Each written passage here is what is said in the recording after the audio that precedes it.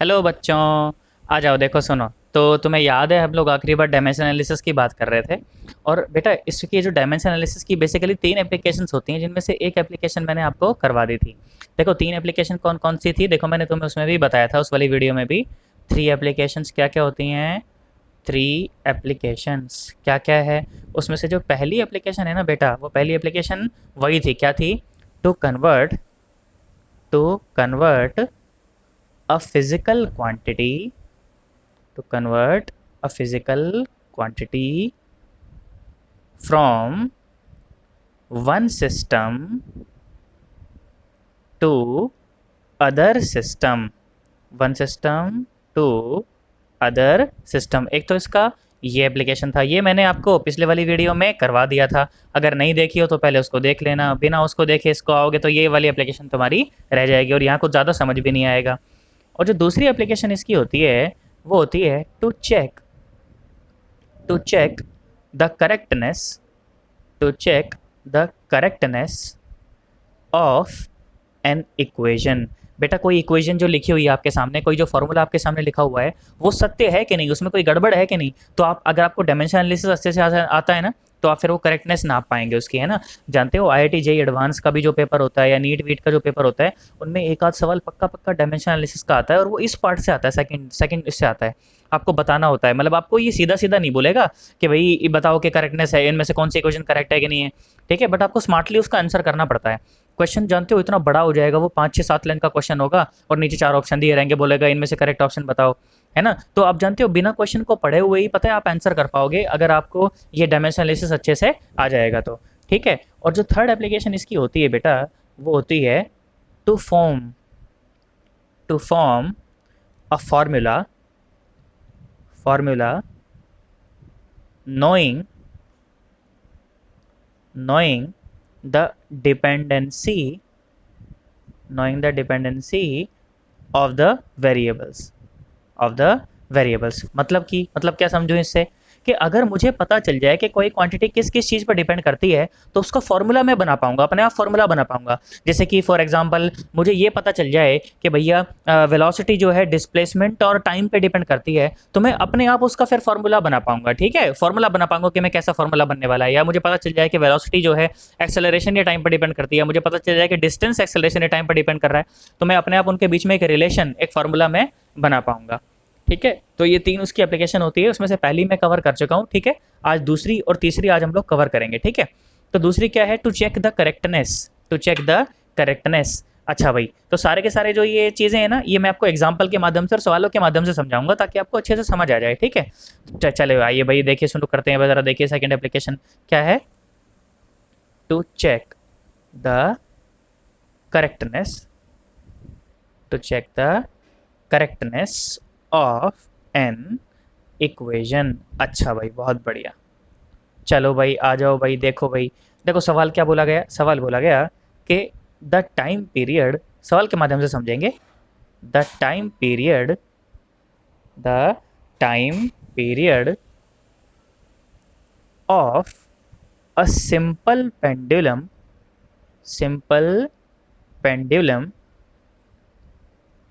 Is given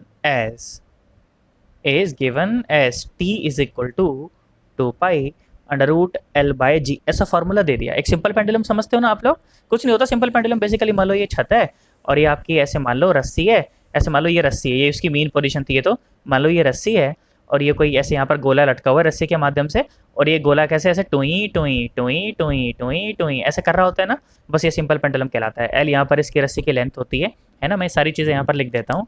ऐसा दिया गया सवाल में आपको, where where L is the length of the thread and G, छोटा g, is the acceleration due to gravity। Acceleration है बेसिकली, जी क्या है? Acceleration due to gravity, gravity की वजह से आने वाला एक्सेलरेशन पर है, तो एक्सेलरेशन ही। एल क्या है? Length of the thread. तो बोला गया, सवाल क्या बोला गया आपको? सवाल बोला गया check the correctness check the correctness of the relation check the correctness of the relation check the correctness of the relation. बेटा ये फॉर्मूला मैं आपको ड्राइव करना तो सिखाऊंगा ही, है ना। अब अपन पढ़ेंगे तीसरा चौथा पांचवा चैप्टर जब अपन लोग पढ़ेंगे उस दौरान पे इसका बहुत ज़्यादा इसकी चर्चा हो रही होगी, और ये मैं आपको वहाँ पे डिराइव करना सिखाऊंगा कायदे से कैसे इसको डिराइव किया जाता है। जानते हुए रिलेशन मुझे तो पता ही है पहले से एकदम सही है, पर मैं आप लोगों को प्रूव और करा देता हूँ कि देखो सही है, ठीक है। अब सुनो जरा, देखो ध्यान से सुनो। तो बेटा अगर कोई इक्वेशन सही है, अगर कोई इक्वेशन सही है तो उसमें दोनों तरफ जो डायमेंशन है ना वो बराबर होने चाहिए। दोनों तरफ डायमेंशन कैसे होने चाहिए? बराबर होने चाहिए। मतलब कि अगर इक्वेशन के लेफ्ट हैंड साइड पे अगर आप टाइम पीरियड की बात कर रहे हैं तो दूसरी तरफ भी जो क्वांटिटी होनी चाहिए वो क्या होनी चाहिए? पूरी की पूरी मिला के टाइम पीरियड ही होनी चाहिए। भाई इस तरफ अगर डिस्प्लेसमेंट है तो उस तरफ भी डिस्प्लेसमेंट ही होना चाहिए, इस तरफ भी वेलोसिटी है तो दूसरी तरफ भी वेलोसिटी होनी चाहिए। मतलब इस तरफ के डायमेंशन और उस तरफ के डायमेंशन बराबर होने चाहिए। अच्छा भाई बहुत बढ़िया, तो डायमेंशन बराबर होने चाहिए। चलो भाई लिख के देखते हैं, है ना। मैं यहाँ पर सारी चीजें लिख देता हूँ, है ना। For an equation to be correct, for an equation to be correct, the dimensions on both the sides should be equal, है ना। इस तरफ मान लो मैं टाइम पीरियड की बात करूं और उस तरफ मैं लिख दूं 2 kilometre, time is equal to 2 kilometre, सही थोड़ी होगा यार वो। अगर मैं इस तरफ बोलूं time period is equal to 2 second, है ना, तो दोनों तरफ देखो बैलेंस हो रहा है ना, मैच कर रहा है ना। तो इस तरह की इक्वेशन, ठीक है। तो भाई ठीक भाई दोनों तरफ कैसा होना चाहिए? डायमेंशन बराबर होने चाहिए। ठीक भाई मैंने डायमेंशन लिखे। अच्छा टाइम पीरियड के डायमेंशन कितने होते हैं बेटा? टाइम पीरियड के डायमेंशन होते हैं, क्या होते हैं? m0, l0 और t1। यही तो होता है, कुछ और होता है? यही होता है ना, इज इक्वल टू। अच्छा 2 पाई के क्या डायमेंशन होते हैं? 2 पाई का तो कोई डायमेंशन ही नहीं होता। 2 पाई की कोई लंबाई होती है क्या? 2 पाई का कोई वजन होता है क्या? 2 पाई का कोई समय होता है क्या? नहीं। तो उसका मतलब 2 पाई का कोई डायमेंशन नहीं है, तो उसको लिखने की भी कोई आवश्यकता नहीं। अच्छा भाई बहुत बढ़िया। उसके बाद देखो अंडर रूट का क्या मतलब होता है? अंडर रूट का तो मतलब होता है बस पावर हाफ। आप चाहे पावर हाफ करके लिख दो या तो फिर ऐसे अंडर रूट लगा के भी लिख दो, कोई टेंशन नहीं। अच्छा उसके बाद लेंथ का डायमेंशन क्या होता है बेटा? लेंथ का डायमेंशन होता है m0 l1, m0 l1 और साथ में t0 है ना, ऐसा ही होता है ना। और divide by acceleration due to gravity, मतलब एक्सेलरेशन। तो अगर आपको एक्सेलरेशन का डायमेंशन फॉर्मूला सीधा याद है तो आप यहाँ पर लिख सकते हैं, और नहीं याद तो देखो यहाँ पर ऐसे निकाल के आप उसको रख सकते हैं। हालांकि मुझे याद है पर देखो मैं फिर भी तुम्हें निकाल के दिखाता हूँ। एक्सेलरेशन क्या होता है? Velocity by time. वेलोसिटी क्या होती है? Length by time. और एक टाइम पहले से था तो डायमेंशन फॉर्मूला क्या आया? m0 l1 t-2। अच्छा भाई यहाँ पर रख दो, तो क्या आया? m0 l1 और t-2। अच्छा ऐसा आया। अब ध्यान से सुनो, देख m0 तो m0 कोई बात नहीं। देखो l1 को मार दिया। अब ध्यान सुनो, ये t पावर -2 है ना, ऊपर जाएगा तो t पावर +2 हो जाएगा। तो ये क्या बना? m0 l0 और t पावर +2 और पावर हाफ। तो देखो क्या आ गया? ये आ गया m0 l0 और t1। देखो डायमेंशन मैच कर गया ना, देखो डायमेंशन मैच कर गया ना। देखो dimension on LHS is equal to dimension on RHS। तो डायमेंशनली सेटिस्फाई करिए इक्वेशन, है ना, डायमेंशनली सेटिस्फाई कर रही है इक्वेशन। इसका मतलब ये फॉर्मूला जो दिया गया था वो बिल्कुल एकदम सही है। अब देखो कमी क्या है, मुझे तो पता है कि असलियत में भी इस फॉर्मूला में यहाँ पर 2 पाई का ही फैक्टर आता है। देखो 2 पाई का डायमेंशन में कोई जिक्र नहीं करा मैंने, मतलब अगर मैं यहाँ पर 3 पाई रख देता या 4 पाई रख देता तभी भी डायमेंशन फॉर्मूला क्या कहता, ये इस चर्चा पर कोई फर्क नहीं पड़ता। तो हमेशा हम क्या कहते हैं कि सही रिजल्ट है। पर एक्चुअली यहाँ पर अगर 3 पाई या 4 पाई रख दूँ या जहाँ पे 4 5 6 7 कोई नंबर रख दूँ तो फॉर्मूला डायमेंशन फॉर्मूला तो क्या कहेगा कि एकदम सही रिजल्ट है, पर असलियत में वो सही रिजल्ट नहीं होगा। तो ये डायमेंशनल जो एनालिसिस है उसकी एक कमी भी है कि ये जो आगे आने वाले कांस्टेंट है ना उसकी कोई जानकारी नहीं देता। बेटा यहाँ पर अगर मैं 4 पाई भी रख देता या 6 पाई भी रख देता तभी भी तुम्हारा आंसर सही ही आता, तुम बोलते कि आंसर सही है। तो डायमेंशनली तो सही होता पर असलियत में थोड़ी सही होता, वो असलियत में सही नहीं होता। तो अपने को कैसे पता चला सही होगा कि नहीं होगा? नहीं पता चलेगा। डायमेंशन एनालिसिस से आगे के कांस्टेंट की कोई जानकारी नहीं मिलती। ये इसकी एक क्या बोलते हैं, लिमिटेशन है। ये क्या है बेटा? इसकी एक लिमिटेशन है कि ये अपने को आगे के कांस्टेंट के बारे में कोई जानकारी नहीं देता। ठीक है, पक्की बात एकदम, समझ गए तुम? देखो सुनो एक बार इसको नोट करो आगे, फिर एक आधे इसके सवाल और कराऊंगा। फिर होमवर्क में मैं तुम्हें बहुत सारे सवाल दूंगा, तुम्हें शीट दे दूंगा मैं। जब तुम वीडियो देख लोगे ना उसके बाद एक शीट तुम्हारे ग्रुप में मैं डाल दूंगा, उसके बाद तुम उसे सॉल्व करके मुझे भेजोगे। ठीक है, करो जरा एक बार इसको नोट करो। देखो बेटा सुनो, आ जाओ। क्या सवाल बोला? फिर से वैसे ही सवाल बोला अपने को। क्या बोला कि चेक द करेक्टनेस। ठीक है, क्या बोला? Check the correctness, check the correctness of the relation क्या रिलेशन दिया गया आपको? रिलेशन दिया गया v is equal to 1/l under root p by rho. ये रिलेशन आपको दिया गया, इसको बोला गया कि बताओ करेक्ट है कि नहीं। और ये आपको डिफाइन कर दिया गया। क्या डिफाइन करा गया कि v is velocity, l is length, p is pressure and rho इस बेटा इस सिंबल को बोलते हैं rho. Rho is the density, rho is the density. Density क्या होती है? डेंसिटी होती है मास पर यूनिट वॉल्यूम। डेंसिटी क्या होती है? मास पर यूनिट वॉल्यूम। अच्छा भाई, तो बोला कि बताओ करेक्ट है कि नहीं, तो मैंने कहा चलो भाई करेक्ट है, तो दोनों तरफ के डायमेंशन मैच करने चाहिए। अच्छा भाई बहुत बढ़िया। अच्छा देखो ये क्या है? वेलोसिटी है ना। वेलोसिटी के डायमेंशनल फार्मूला जानते हो ना? देखो डायमेंशनल फार्मूला क्या होता है वेलोसिटी का? m0, बोला बेटा m0 l1 और t -1, यही होता है। अच्छा 1/l, तो इसका तो l ही हो गया, इसका क्या हो गया? 1/l ही हो गया। फिर उसके बाद अंडर द रूट, उसके बाद under the root pressure. Pressure क्या होता है? Force per unit area. Pressure क्या होता है? Force per unit area. अच्छा अगर डायमेंशन फॉर्मूला याद हो तो सीधा कर दो, नहीं याद हो तो देखो मेरी तरह फिर उसको डिराइव करो कि प्रेशर क्या होता है? फोर्स पर यूनिट एरिया, है ना। अच्छा ध्यान से देखो, फोर्स क्या होता है? मास इनटू एक्सेलरेशन, और नीचे एरिया, एरिया मतलब एल स्क्वायर, एरिया मतलब एल स्क्वायर। तो ये आया मास, और एक्सेलरेशन क्या होता है? l/t², l/t², अभी बताया था पिछले वाली वीडियो में, है ना। और पिछले वाले अभी सवाल जो कराया था वो, और साथ में ये l²। तुम ध्यान से देखो बेटा, तो एक l ने एक l को मार दिया, एक l ने एक l को मार दिया, तो ये क्या बचा? m/l और साथ में t²। तो देखो प्रेशर का डायमेंशनल फार्मूला क्या आया? m1 l-1 और t-2, यही आया, कुछ और आया है ना। आ जाओ यहाँ पर रख दो उसको, है ना। m1 l-1 और t-2 और डिवाइडेड बाय रो। रो होती है डेंसिटी। डेंसिटी क्या होती है बेटा? मास पर यूनिट वॉल्यूम। तो क्या डायमेंशन फार्मूला बना? m1 l-3 और t0। मेरी बात समझ आई? हाँ ध्यान से देखो, आओ सुनो, तो ये आया, देख सुन, m1 l-3 और t0। क्या तुम्हें बात समझ आ गई? अब ध्यान से देखो, ध्यान से देखो, तो m1 ने m1 को मार दिया, है ना। ये ऊपर जाएगा l+3, तो ये +3 हो जाएगा, +3 हो जाएगा, नहीं हो जाएगा? अब अच्छा देखो इस तरफ को तो मैंने ऐसे छोड़ देता हूँ, इस तरफ बढ़ता हूँ अब आगे। ये वो 1/l है ना। ध्यान से देखो, तो ये हुआ प्लस का 3 ऊपर गया, तो कितना बचा? l+2 बचा, l बचा 2, l बचा 2। अच्छा भाई l2 बचा, इसके अलावा इसके अलावा इसके अलावा ये कितना बचा? t, और ये बचा -2। ये क्या बचा? t -2। अब ध्यान से देखो, अब ध्यान से देखो, क्या तुम्हें मेरी बात समझ आ रही है? पक्की बात एकदम? अच्छा भाई बहुत बढ़िया। तो ये कितना हुआ? अब ध्यान से देखो, अब ध्यान से देखो, अंडर रूट से जब ये बाहर आएगा तो ये आएगा 1/l, और ये क्या बना? l⁻1 हो गया ना बेसिकली, और ये क्या हुआ? t⁻−1, t⁻−1। अब ध्यान से देखो, तो l1 ने l1 को मार दिया, तो ये क्या बचा? t-1। क्या बचा? सिर्फ t-1। और इस तरफ क्या है? l1 t-1। तो भैया मैंने क्या बोला कि भैया डायमेंशन जो हैं कहाँ के?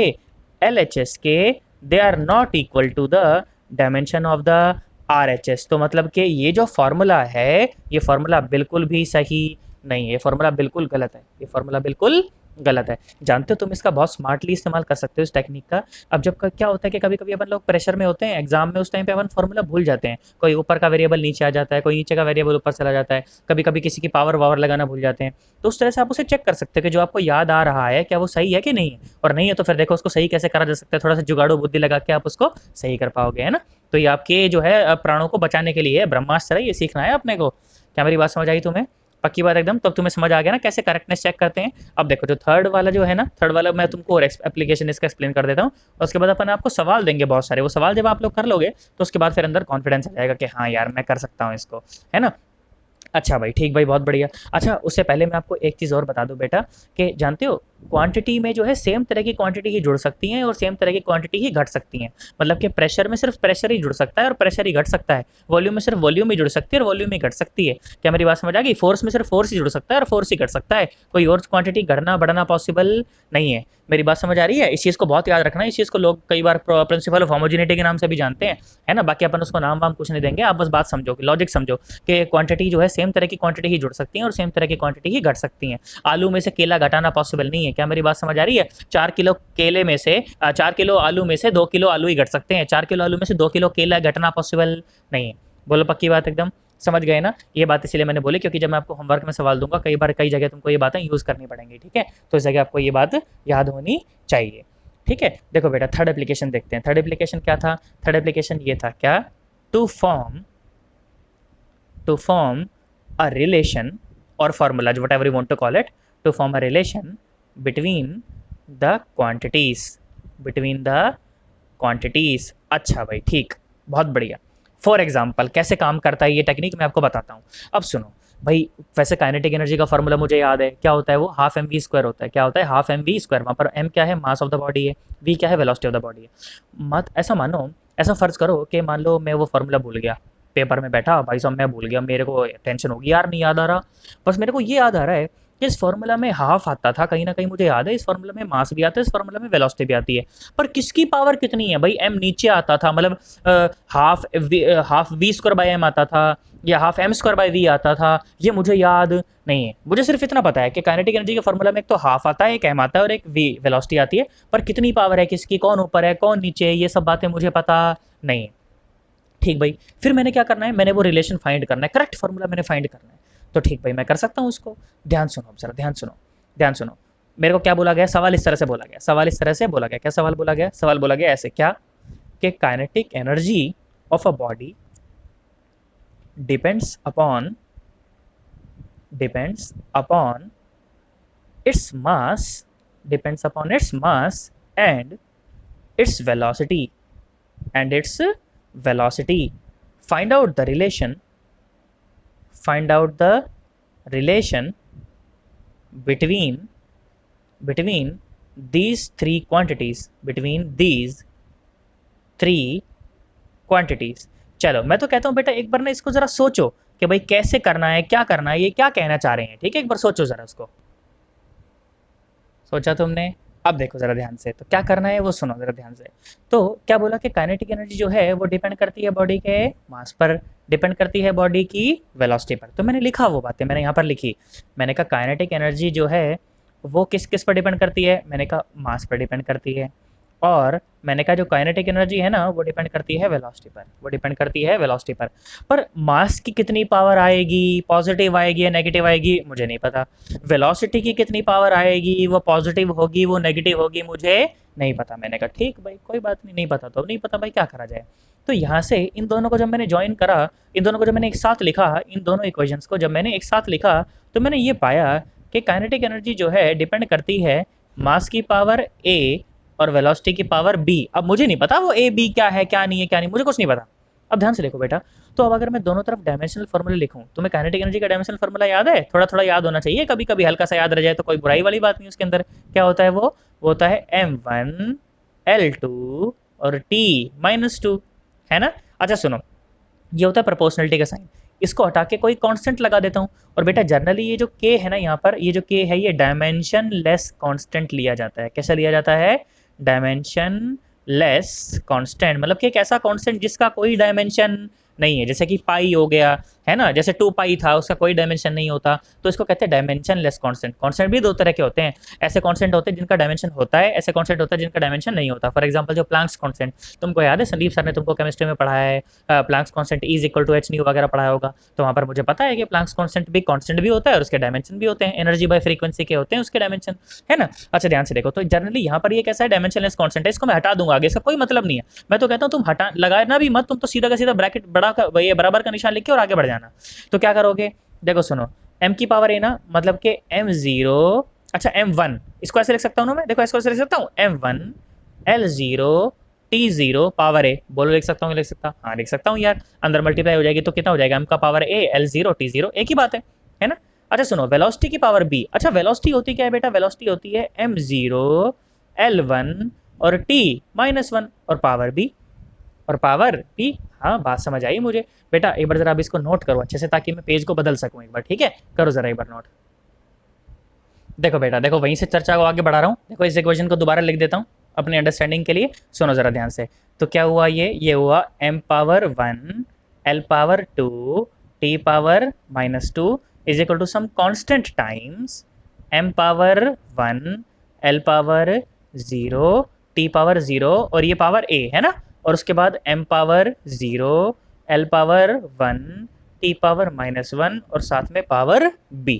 ठीक है, सेम बात लिखी मैंने। अब सुनो जरा ध्यान से, जो कि मैं तुम्हें करने के लिए कह रहा था ना कि तुम चाहे सोचना भी मत भाई, सीधा का सीधा k को 1 रख देना। देखो मैं क्या बोलता हूँ, मैं बोलता हूँ कि as the k is a dimensionless constant, dimensionless constant, we assume its value to be 1। क्या रख देते हैं इसकी वैल्यू को अपन 1। अब देखो फिर से ये कमी है बेटा डायमेंशन फॉर्मूले की ना, एक कमी है, ठीक है। ये कमी क्यों है मैं तुम्हें अभी बताता हूँ, ठीक है। अब ध्यान से सुनो। तो भाई मैंने तो 1 मान के और मैं फिर आगे बढ़ गया। कैसे आगे बढ़ गया सुनो, m power 1 l power 2 t power -2, इतना खोल खोल के मैं अभी कर रहा हूँ। तुम जब करोगे तो 2-3 लाइनों में हो जाएगा तुमसे तो ये, ठीक है। पर मैं चाहता हूँ कि हर एक चीज का मैं तुम्हें रीजन दूं, इसीलिए मैं थोड़ा सा डिटेल में बता रहा हूँ अब, ठीक है। सुनो जरा यहाँ से। तो ये आया m1 l0 t0 power a m0 l1 t power -1 और ये पावर b। अब सुनो, मैंने बोला कि क्या करते हैं अब दोनों तरफ ना एम एल और टी के जो पावर है ना, पावर को इक्वेट करते हैं। अब जरा ध्यान से देखो। तो m के पावर को अगर मैंने इक्वेट करा, यहाँ पर है 1, यहाँ पर 1 इज इक्वल टू, देख यहाँ पर m का पावर कितना है a, यहाँ पर m का पावर कितना है a और यहाँ पर m का पावर है 0। अच्छा तो मुझे a की वैल्यू मिल गई, a की वैल्यू मिल गई। a की वैल्यू कितनी मिली बेटा, 1 मिली। कितनी मिली, 1। अब l का पावर इक्वेट करते हैं। देखो l का पावर इक्वेट करते हैं, यहाँ पर l का पावर है 2, यहाँ पर l का पावर है 2, यहाँ पर कितना है 0, यहाँ पर कितना है b, हो b भी मिल गया। अरे b भी मिल गया। तो जितने मेरे पास अननोन थे वो अननोन मुझे मिल गया। अब मैं t की पावर इक्वेट करूँ चाहे ना करूँ कोई मतलब उसका नहीं। अब ध्यान सुनो। तो शुरू में मैंने तुमको क्या करवाया था, देखो क्या अपन ने फॉर्मूला बनाया था, क्या फॉर्मूला बनाया था, ये फॉर्मूला बनाया था, याद है। ये फॉर्मूला बनाया था, क्या था, the kinetic energy is proportional to, क्या, ध्यान से सुनो, m पावर a और v power b, m power a और v पावर b। अब ध्यान से सुनो। तो kinetic energy is equal to m power a, m क्या आया मेरा, a क्या आया, 1 आया और तो 1 रख दिया। वेलोसिटी की पे b की पावर कितनी आई, 2 आई, mv स्क्वायर। तो काइनेटिक एनर्जी क्या बता रहा है ये, काइनेटिक एनर्जी ये बता रहा है कि mv स्क्वायर होना चाहिए। काइनेटिक एनर्जी क्या होना चाहिए, mv स्क्वायर होना चाहिए। पर तू ध्यान से देख। तो बेटा अब मैं तुम्हें वो कमी बताता हूँ। देखो ये साथ में कांस्टेंट भी था ना, जिस कांस्टेंट की वैल्यू मैंने 1 मान रखी है, जिस कांस्टेंट की मैंने 1 मान रखी है। तो बेसिकली मेरा जो काइनेटिक एनर्जी निकल के आई है वो क्या आई है, सम k टाइम्स mv स्क्वायर। क्या आई है, सम k टाइम्स mv स्क्वायर। तो अगर मैं अपनी बुद्धि से ये बात जानता हूं कि भैया k इज इक्वल टू 1/2 होता है, तब तो मैं काइनेटिक एनर्जी की वैल्यू सीधी लिख दूंगा हाफ mv स्क्वायर। पर इस हाफ के बारे में डायमेंशनलेस जो डायमेंशन एनालिसिस है दैट गिव्स नो क्लू, जो डायमेंशन जो एनालिसिस है that gives no clue about the constant. इसीलिए मैं कह रहा हूं कि उसकी एक कमी है ना। तो ये कमी यही है कि भाई हमने तो k की वैल्यू 1 मान रखी थी, तो मेरा फार्मूला क्या आया, mv स्क्वायर। पर असलियत में काइनेटिक एनर्जी कितनी होती है, हाफ mv स्क्वायर, है ना। तो ये उसकी एक कमी हो गई। ये क्या होगी, उसकी एक कमी हो गई। तो क्योंकि ये उसके बारे में कांस्टेंट के बारे में कोई जानकारी नहीं देता। हमने देखा था करेक्टनेस के टाइम पे भी यही कमी आ रही थी और अभी भी यही कमी आ रही है। क्या तुम्हें मेरी बात समझ आई है, पक्की बात एकदम, सोच ले बेटा। अब ध्यान सुनो। अगर मैं ऐसा बोल दूं, तुमको एक सवाल दे दूं कि the displacement depends upon acceleration and time, मैं बोलूँ find the relation between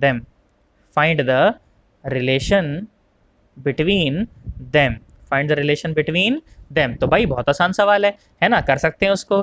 क्या आपने को बोला गया कि जो डिस्प्लेसमेंट है, क्या बोला गया कि डिस्प्लेसमेंट मतलब लेंथ होती है बेसिकली। बोला कि वो किस किस पर डिपेंड कर रहा है, बोला एक्सेलरेशन पर डिपेंड कर रहा है। और मैं कुछ ए बोल देता हूँ उसका, ठीक है। और बोला कि डिस्प्लेसमेंट किस पर डिपेंड कर रहा है, बोला साथ में डिस्प्लेसमेंट टाइम पर डिपेंड कर रहा है। किस पर डिपेंड कर रहा है, टाइम पर डिपेंड कर रहा है। पावर भी बोल देता हूँ, क्या बोल देता हूँ, पावर भी बोल देता हूँ। अब उन दोनों को एक साथ रखा तो बोला कि displacement is proportional to acceleration to the power a and time to the power b. अब ध्यान से सुनो। अब डिस्प्लेसमेंट को कैसे लिख सकते हैं, आओ सुनो। तो डिस्प्लेसमेंट का डायमेंशन फॉर्मूला कितना होता है, m0 l1 और t0 और कितना बेटा, t साथ में 0 इज डायरेक्टली प्रोपोर्शनल टू, मतलब ऐसे प्रोपोर्शनल टू एक्सेलरेशन कितना होता है मैं जानता हूँ, डायमेंशन फॉर्मूला जानता हूँ, कितना होता है m0 और साथ में बोलो l1 और t-2 और पावर a। क्या तुम्हें मेरी बात समझ आ रही है। और साथ में टाइम की पावर b, तो मतलब m0 और l0 और t पावर 1 और साथ में b, t पावर 1 और साथ में b। अब क्या करेंगे, फिर से अपन कोफिशिएंट को इक्वेट कर देंगे। देखो मैं तुम्हें यही करके दिखाता हूँ, है ना। देखो सुनो। तो कोफिशिएंट को जब मैंने इक्वेट करा, मास के कोफिशिएंट इक्वेट करके कोई फायदा नहीं, दोनों तरफ 0 है। देख लेंथ का कोफिशिएंट इक्वेट करूं तो l यहाँ पर आया 1 इज इक्वल टू यहाँ पर l आया l पावर a।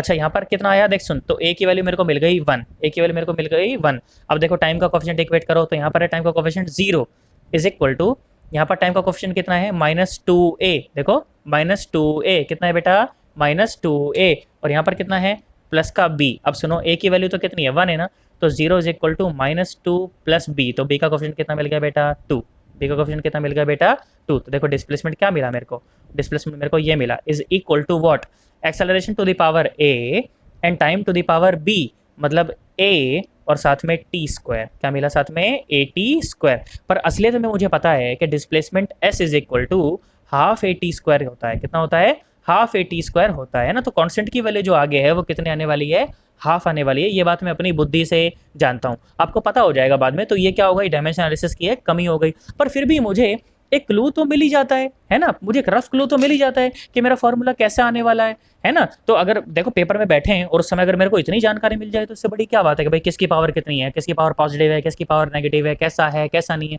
अगर इतनी जानकारी मुझे मिल जाए तो इसमें परेशान होने की कोई आवश्यकता नहीं है। बोलो पक्की बात एकदम। तो मेरी बात समझे हो, आज का लेक्चर तुम्हें समझ आया है बेटा। डायमेंशन एनालिसिस यहाँ पर अपना एकदम खत्म हो चुका है बिल्कुल ढंग से। अब अगला जो अपना टॉपिक है वो है एरर का, वो है एरर का। तो लगभग एक लेक्चर में या 2 लेक्चर में मैं इसको भी खत्म कर दूंगा, सिलेबस अपना पूरा खत्म हो चुका है। इसके अलावा इसकी एक वर्कशीट मैं आपको दूंगा, एक अच्छे खासे सवाल होंगे उसके अंदर काफ़ी सारे, तो वो आप मुझे करके फिर भेजेंगे। क्या मेरी बात तुम्हें समझ आई है? चलो भाई ठीक है, तो इसको तुम नोट कर लो, फिर अपन मिलते हैं अगली वीडियो में। ओके चलो बाय बाय टाटा।